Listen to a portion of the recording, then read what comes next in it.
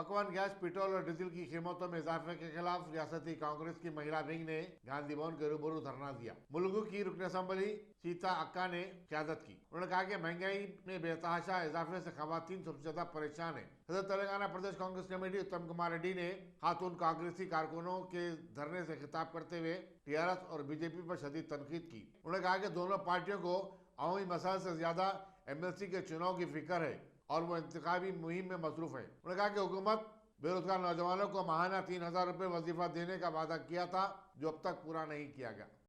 Ready sir. Sita क्या है जी, ये गलत तरीका है ये। Sir ready sir.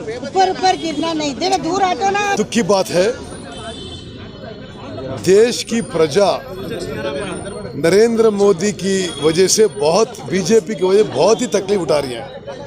हमने कभी सोचा नहीं था कि अपने ज़िंदगी में पेट्रोल और डीजल और एलपीजी गैस सिलेंडर के दाम इतने बढ़ जाएंगे। आज एलपीजी सिलेंडर की रेट शायद 850 है। पेट्रोल और किसी में कुछ काम नहीं किया बीजेपी और मोदी साहब ने, लेकिन पेट्रोल डीजल की दर जो रेट है वो इसमें सेंचुरी मार दिए, 100 रुपये के करीब हो गया। मैं एक ही चीज़ बता रहा हूँ, अभी जो भारत देश की आसपास की देश है, भारत देश से बहुत गरीब देश है, उन देशों में भी पेट्रोल डीजल और एलपीजी सिलेंडर हमारे देश से आधा है।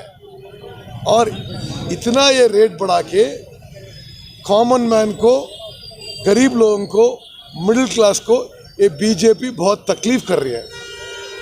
अब इस अवसर पर यही बताना चाहते हैं कि तेलंगाना के लोग भी, तेलंगाना के अवाम भी सब ये सोच रहे हैं कि बीजेपी और टीआरएस की वजह से पेट्रोल डीजल और एलपीजी सिलेंडर बहुत बढ़ गया है।